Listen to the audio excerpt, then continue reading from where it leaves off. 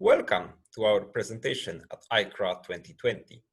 My name is Błażej and I have privilege to present our work, simulation-based reinforcement learning for real-world autonomous driving. The research was conducted together with Adam, Paweł, Piotr, Christopher, Silvio, and Henrik. In our work, we present a successful sim-to-real transfer. On the left-hand side, you can see a simulator in which we train a driving policy based on visual input. The policy was trained using deep reinforcement learning. On the right-hand side, you can see our policy in action when deployed in the real world. Let's start by discussing the simulation setup. We use Carla, which is an open source simulator based on Unreal Engine. It comes with 7 built-in maps. We use 6 of them for training and 1 for validation. We also created custom map to resemble the area used for real-world testing. You can see an image of this place on the left and its representation on the simulator on the right. The car was controlled by a neural network trained with PPO algorithm. The diagram represents a draft architecture. It had several input: RGB image, its semantic segmentation, car metrics, that is speed and acceleration, as well as high-level command such as go straight or turn left. Use of this high-level command was inspired by work of Codevilla et al., and it helps to disambiguate situation with multiple legitimate directions, such as crossroads. The output of the network was steering.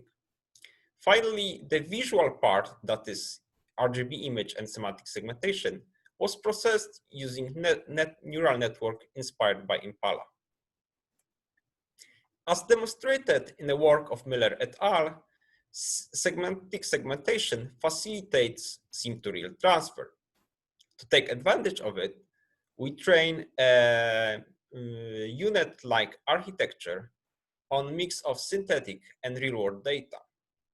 For real-world data, we used mapillary dataset and a small proprietary dataset. It's worth to emphasize this is the only part of training where real-world data was used. Domain randomization is an important technique in sim-to-real transfer. The idea is to increase visual variability of training data in order to have a better generalization and robustness of the final policy.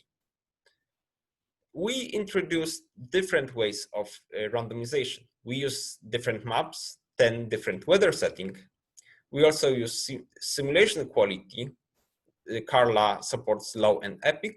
And finally, visual augmentation, Gaussian noise, random blur, random brightness, and cutouts. These are the black patches that you can see on the clips from training.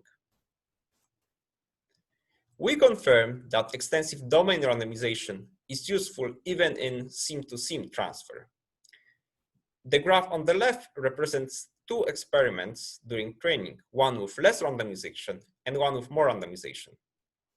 During the training, the experiment with less randomization is achieving higher score. However, when we take a look at the evaluation on holdout weather and scenario, which is can be seen in the graph on the right, then the experiment with more randomization clearly behaves better.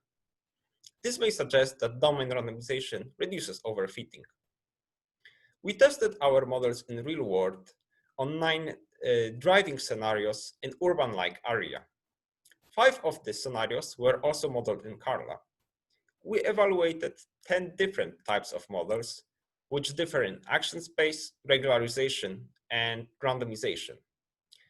All of them are described in detail in our paper. Now, let's talk about the metrics that we have used, which is percentage of distance driven autonomously. During the evaluation trials, in the car, there was always a special trained safety driver ready to take cover in case of an emergency. The distance driven autonomously is the part where the safety driver chooses not to react. The arrow on the left points out to the labels, which shows whether there was a takeover or not. During the test drive that you can see now on the screen, there was only one brief moment when the driver decided to react, and it can be seen around second 30. And this happened when the car drove too much to the left, exactly in this moment.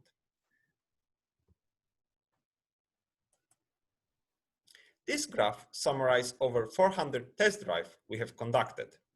Each dot represents single test drive with its driven autonomously metric. Each row collects test drives from one type of model. Then the models in the table are listed from top to the bottom, ordered by their decreasing average driven autonomously score. So the continuous reg will be our best model, while continuous low ramp is the weakest one. Let's now take a look at the qualitative comparison of two models. This is a test drive of a basic model with discrete action and no L2 regularization. As you can see, it wobbles significantly from one side to the other. On a more narrow street, this will result in many takeovers from a safety driver. This was one of the weakest models we have tested.